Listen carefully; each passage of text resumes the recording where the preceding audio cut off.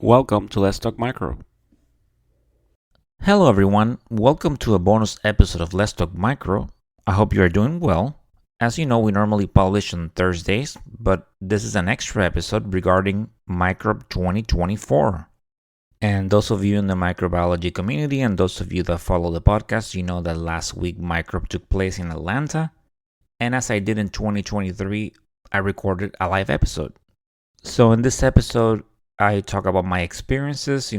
I was involved in two events. One of them was Battle of the Brains, and the second one was an in-depth symposium about sulbactam durlobactam. So I talk about my experiences with both of those, and I also talk about what I did. Of course, I attended some podcasts, and I went over to some posters, and I talked to people. So I talk about the posters that I liked, and one of the things that I saw this year was AI, of course. So, with the use of gram stains and reading cultures and things like that. So, of course, I had a great time in Microbe and I hope to attend next year. So, I hope you enjoyed this episode. And of course, if you have anything to share, any posters that you liked, any talks that you liked, please, send that feedback via social media or via emails. So, I hope you enjoyed this episode.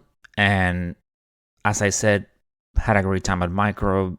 I met some great people. It's always great to meet listeners. So thank you so much for the support. So let's go ahead and listen to this episode. And of course, on Thursday, we have a regular episode of Let's Talk Micro. Hi, everyone. This is Luis Plaza from the Let's Talk Micro podcast, recording live from ASM Microbe 2024. I am recording this on Sunday, June 16th, live from the Georgia Convention Center. At this point in time, pretty much not the podcast. At this time, pretty much the event is kind of over with some conferences, the exception of some late conferences, and there's going to be some events on Monday morning. But all the exhibitions and all the posters have been completed by this time. So as always, I am happy to be here with you, and just like I did last year, I just wanted to take a few, you know, take some time and go ahead and talk about my experiences at ASM. So, those of you that are tuning in, so ASM Microbe, it has an annual event, and this is just the largest meeting of microbiologists, and it takes place on different locations. Last year, it was in Houston, Texas. This year in Atlanta, Georgia. As always, Thursday was great reception. And then on Friday, one big difference from last year, as I kept mentioning on previous episodes of the podcast, this year I actually participated in two events. Last year, I was attending for the first time and I didn't participate in anything, but I just listened to some great talks, met some great people, saw some great posters, and this year was no exception. One thing that those of you that have attended Micro before, you know that uh, there's a lot of events, a lot of things to do. So you really have to stay organized, and there's an app for that, so you can pick events. But the reality is that you're gonna miss a lot of events because there's no time to do them all. But having said that, there's always a little bit of something for everyone. So you can kind of pick and choose what you want to do. Maybe you want to talk to vendors. Maybe you want to see posters. Maybe there's that one conference that you really want to attend or a couple. And you pick those and attend. And the rest of the time, it's always great to network and connect with people. So my event on Friday was the Battle of the Brains. And this is an event that's been around for a while, from what I understand. And then just basically you get some teams of about 4 team members, and they can be composed from different areas of the microbiology realm. Let's say, for example, my team was the microbiology influencers, composed by some what I call A-listers. Right, this is like for me, someone that has worked in the bench, let's say for a long time, getting to be on a team with these individuals, it was a pleasure. It felt like a Hollywood moment, let's say, being surrounded by so many A-listers. Right? So we have Dr. Diana Hernandez from the industry. We had Dr. Bobby Pritt in our team, very known parasitologist from the Mayo Clinic. Also, she has that blog that creepy, wonderful parasites, and maybe some of you that do parasitology maybe follow her, but she's definitely very known and respected in the microbiology community. And then there was also Rich Davis, who's a director at a hospital in Washington State. So that was my team, and then we competed against other teams, which was two other teams, the reference lab, and then there was also the public health lab. And you get to choose the theme, and you can wear shirts of any sort of costume that you want to kind of just create like that team atmosphere. In our case, we had shirts and we walked to music. I really loved it. I have to say, like the questions are high level, but if I have the opportunity of getting invited again, some point in time, A, I will happily accept, and B, I would now I know what kind of questions they can ask. So maybe, sit down and maybe do a little review, and maybe pay a little more attention to things that are going on, let's say in media, like in social media and any publications that are taking place. So, but at least, like I said, now I know what questions to look for. But overall, it was great. We placed second place. I really enjoyed it. It can be anything from questions like from parasitology, from mycology, bacteriology. Those of you that follow the podcast from the American Society for Microbiology, there's one called The Editors in Conversation with Ellie Thiel and Alex McAdams. Definitely a very known podcast. So they got to ask some questions, but it's just basically you sat down, went like over about 22 questions, you answer them. So with three teams, the winner from each round got to participate in the final round, and that's where we place second place. Overall, definitely grateful for the opportunity. Oh, and of course, my team, the wonderful microbiologist and co-host of the AMR series, Dr. Andrea Princey, but she was the alternate. So she didn't get to participate, but definitely still part of the team. Andrea's lovely, and I always get a chance to see her at these events and see her in person and connect. So that's always good. So overall, very happy with this event. So of course, right? I cannot I'm a podcaster. I cannot be at ASM Microbe without listening to some podcasts. They always do some live recordings, which they will post on another time. But I definitely invite you to check out the ASM website.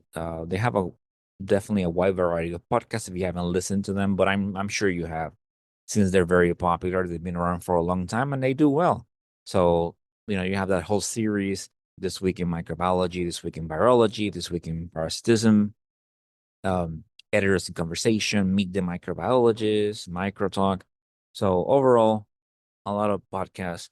When I attend Microbe, I definitely listen. Last year, I listened to one taping of it, and then this year, I actually got to listen to two of them. That was definitely very neat. So one of them was that I attended was Meet the Microbiologist, where they invited Dr. Nicole Dublier, and she is the director of Symbiosis Department of the Max Planck Institute for Marine Microbiologists. So she's a marine microbiologist, right? Definitely, it seems like a whole different world that our clinical microbiology. Uh, I had a chance, if you want to learn a little bit more about marine microbiology, check out the episode that I did with Dr. Ocean. So she talked about her expeditions and research. It was definitely a very interesting episode. And then I also attended an episode of This Week in Microbiology. And the topic was, could fungal pathogens outsmart us? And it was basically talking about how something like, right, like The Last of Us and cordyceps, this was something that was actually, realistic. So they discussed that. It was just very, very interesting. Of course, as you know, I did an episode about cordyceps with Andrea Speck. So I definitely invite you to check that one out if you haven't already. And the guest in This Week in Microbiology was none other than Dr. Arturo Casadeval, which is a distinguished professor of molecular microbiology and immunology. And he's also a published author. he definitely was discussing that. It's always very interesting, right? And it just makes us think. Um, we see this episodes about a fungus, let's say, taking over, and maybe those of you that are microbiologists, you see like typically um, we don't get a lot of infections with fungal pathogens unless we're maybe immunocompromised and the temperature factor, right? That there's a different temperature where they thrive. So, but if that those gaps were closed, let's say, could that happen? So it was very interesting listening to that. So I definitely invite you to check out that episode when it comes out, so you can get more information and detail. That will be good. So I got my fix of podcasts that day, and that's always great. So as always, some great posters that I saw, and I just wanted to mention, just mention a few of them that I looked at very interesting. And one of them was titled "Analysis of Drug-Resistant Bacteria Detected in Students of the Department of Clinical Laboratory Science." This is from Tokyo University. Authors, and I don't want to butcher the names, but Mitsuru Matsumura, S. Kurosu, M. Asahara, and J. Sasaki from the Tokyo University of in Tokyo, Japan. So it was very interested. They tested some rectal swabs from third-year students at the Department of Clinical Laboratory Science at Tokyo University in 2022. And then of all the bacteria strains isolated from the swab samples, they targeted two suspected of producing ESBL for bacterial identification. And they discussed their results. And they did ESBL testing, and they did some further testing, and they determined the ESBL genotype. So it revealed that have the resistant genes of the CTXM9 group. Another one very interesting was the isolation and identification of antibiotic producing bacteria in New Jersey soil samples. And the author for this was Diana Malenkova from Seton Hall University. One topic that I saw in this meeting was that AI, right? We're definitely hearing more and more about AI and its potential applications in the laboratory. And one of them was from Dr. Kendall Bryant, from Vanderbilt University in Tennessee. And his talk was titled "Picture Perfect Plate Reading." Nowadays, right, we have automated instrumentation that does plating, right? Things like the BD Keystra, where pictures are taken, and there's an incubator. The setup is done by the instrument, and then you kind of the positives are flagged and pictures are taken, and you look at those, and then from there, do proper testing. But he was mentioning using those instruments, and then building some algorithms where they can kind of like start identifying the colonies, and doing the testing, doing identification, and doing AST, like maximizing the amount of work that AI can do, and then maybe leaving some cultures that maybe the algorithm doesn't fit, and thus will have to fully work up manually. Right. So that definitely it's just something it makes us think. I mean, there can always be the worry, right? If eventually AI will replace us, but definitely we still need people to operate instruments, but that's just at the same time, it brings us the question in mind that maybe we need to do something to alleviate some of the work, right? I think as centralized microbiology laboratories uh, increase more and more, it is definitely the volume increases, right? So, and then you have things like people burning out, fatigue, overwork, and this is something that I discussed in the podcast before. That you get, the training is not the same in the lab for as it is not the same in the microbiology lab as it is in other areas. For example, like in hematology, chemistry, maybe blood bank. And I mentioned this before, right? So if you're in hematology, you work your hours, let's say you work first shift, and then someone from second shift that has the same training as you, they come in, they take over, right? There's like maybe like a typical scenario, there's a 30-minute overlap, and then you do your pending log, to say, or whatever you have to troubleshoot and fix, and then you're gone. But as maybe some of you that work in the microbiology lab, you might be able to identify with this. Uh, But in the lab, micro lab, you come in first shift, you're working the wound bench, and there's no one. Maybe even in first shift, there's not that many people trained that can read that particular bench. I mean, maybe they can help out with Vitek or doing Molotov or things like that. They can help out with setting identification and susceptibilities. I mentioned the Vitek because I work with it, and it's not an endorsement. But any other instrumentation, but you're basically stuck with that number of cultures, right? So that's something that you have to finish it. So let's say if you have 60 cultures or 80 cultures that day, you have to finish them all. And that can leave some very long days. And right. I think it's very common knowledge that microbiologists in the lab, it's never an 8 hour day, right? It's always 10. So that's one big difference from other areas. So maybe at the very least, something have to be done. Um, I don't know how AI is gonna factor into this, and I'm gonna talk about AI with gram stains, which is very cool. But with this, like picking the colonies and doing susceptibility, and anyway, at some point in time, I would like to definitely talk more about this. Maybe something can be done to alleviate some of that. I mean, that will be helpful in my opinion. But like a fully automated thing like that, that's probably far away. But who knows?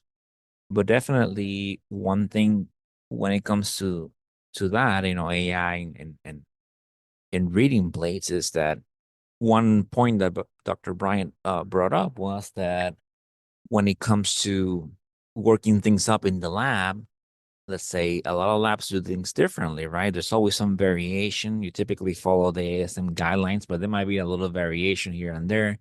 And you go to one place and there's do something different.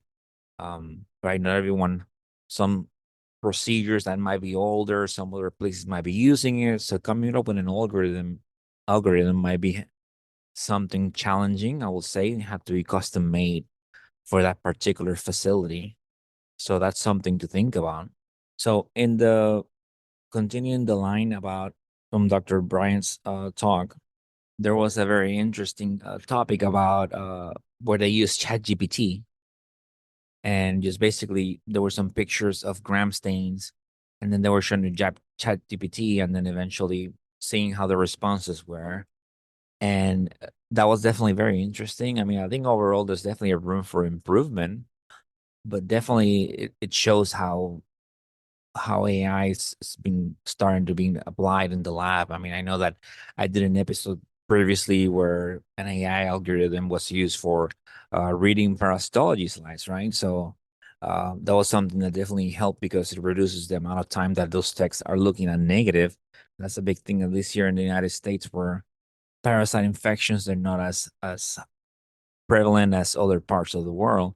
So a lot of the samples tend to be negative. So that can lead to text sifting over stuff over and over again. And that can be challenging because you get tired, leads to burned out, and it's not fun sitting looking at a microscope for 8 hours, right? Might get a headache or get cross-eyed, and definitely challenging. So that was something interesting. But that was a recurrent theme. I also saw another poster where they kind of implemented AI to read some gram stains. And the poster with ChatGPT was, just circling back real quick, it was called Evaluation of Open Source Artificial Intelligence Platform for Reading of Microbiology Smears. And this is from George Washington University, author Siham Hattab.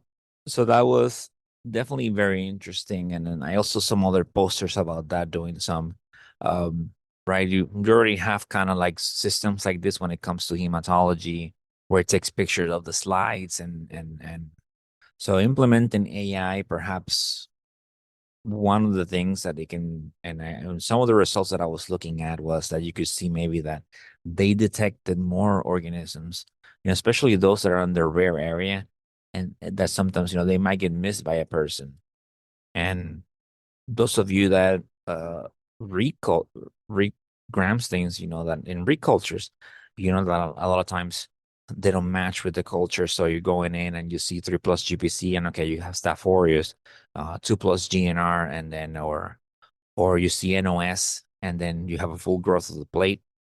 So that's definitely something that we have to work on. I don't know, man, perhaps different training. I mean, it is challenging when you're in a large facility and you're reading 40-gram stains.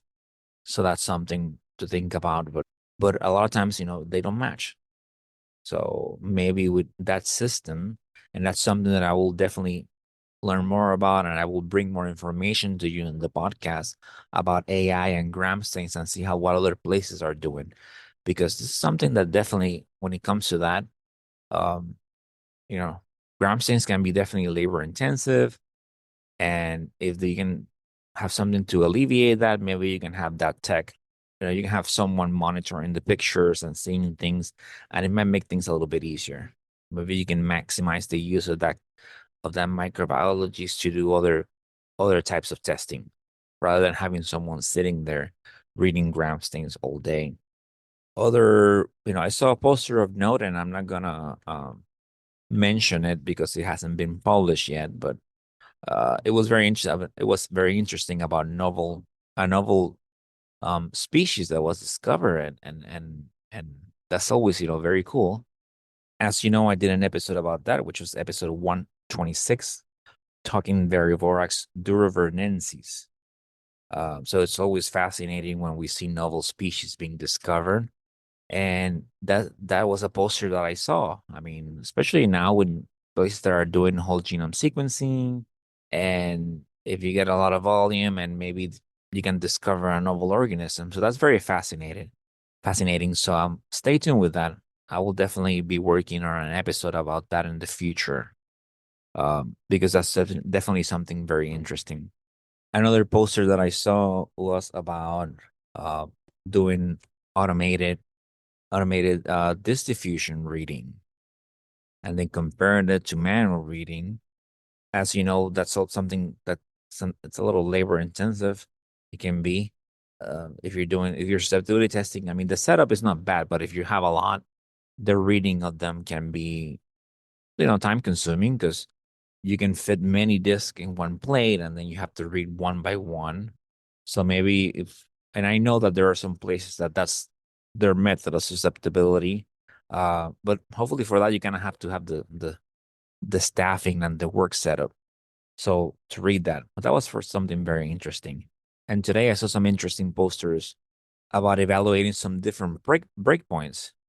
And I'm just gonna go over some general terms here, but as you know, the CLSI M45, which is the one for fastidious organisms, that you can find information on Corynebacterium, Lactobacillus, Bacillus, Pastorella, and organisms like that. It hasn't been updated in quite a while. So last update was in 2016. I saw some posters regarding trying to update some breakpoints. So that was definitely very cool. And of course, I am not going to go into much detail because some of these items they haven't been published yet. So I'm just gonna leave it on general terms. But I saw some of that, and those of you that know, when it comes to a lot of these organisms, sometimes you don't have enough data. Let's say, for example, the non-fermenting, or when you go to the CLSI, the non-enterobacterialis, they don't have. There's no data on disk diffusion. There's only MICs because there's no more information. So when you do testing on those, you have to do gradient strips or some other method to get MICs. They don't have any data on disk, so that's something that's can be challenging, and also since the it hasn't been updated since 2016, maybe we need to see how much that information has changed, right? How those breakpoints have changed. I mean, you get the CLSIM 100 that it gets evaluated yearly, right? There's constant changes to it. Uh, so that's something but there's always great people working on that. So I'm just gonna leave it on very general terms because some of these things that I notice, they haven't been published yet. So out of respect for that, I'm just gonna leave it like that. Anyway, what I have to say is I really enjoy the posters. There's so many. I wish that there was more time to see them, but great, great content. And all I can tell you is that out of some of these posters, I'm going to be making some upcoming episodes. So stay tuned. I don't know when specifically, but I am I am gonna be I already reach out to people and I'm gonna try to bring some content to you of that. This year I kind of attended less talks that I did last year because I was really trying to connect, right? So I'm trying to let people know that the Let's Talk Micro podcast is out there, that it's a source, that you can use it. So I definitely talk to people, get handed out stickers, information about Let's Talk Micro. And the coolest thing that always for me is that I get to meet people that listen to the podcast. And this time I met more than last year. And I'm very grateful for that. So if you're listening to this, thank you so much for the support. This means a lot. I'm doing this to bring more information to that we can all grow as microbiologists, and you can have something in one place that you can access, that it can be easy to understand, and and doing this is very fulfilling to me. So I'm happy that people are listening to it and meeting someone and they tell you, hey, I listened to it, I like it, it's helped me a lot. That's always very rewarding, right? I love doing this, so I appreciate your support. And of course, I had a second event, which was my abstract that got accepted. Um, as I mentioned, and I talked about this on social media, but my employer has no relationship to with the podcast. But we did a study basically where we evaluated sulbactam durlobactam, which is a drug that it is used to treat what is called CRAB, carbapenem-resistant Acinetobacter baumannii isolates. It was approved by the FDA last year, and now it's ready for use. And so we compare that against cefiderocol, another agent that's used to treat on multi-drug resistant isolates, one of them being carbapenem-resistant Acinetobacter baumannii. And we compare that. So we did sulbactam durlobactam, compare it against cefiderocol, and also a synergy of ampicillin, sulbactam, and ceftazidime avibactam. And with the results, sulbactam durlobactam ended up being the superior agent.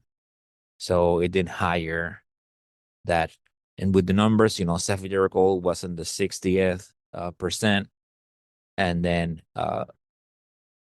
sulbactam durlobactam was in the 80-ish percent. So it was definitely higher and it did better. So as you know, Acinetobacter baumannii, it's a very resistant organism.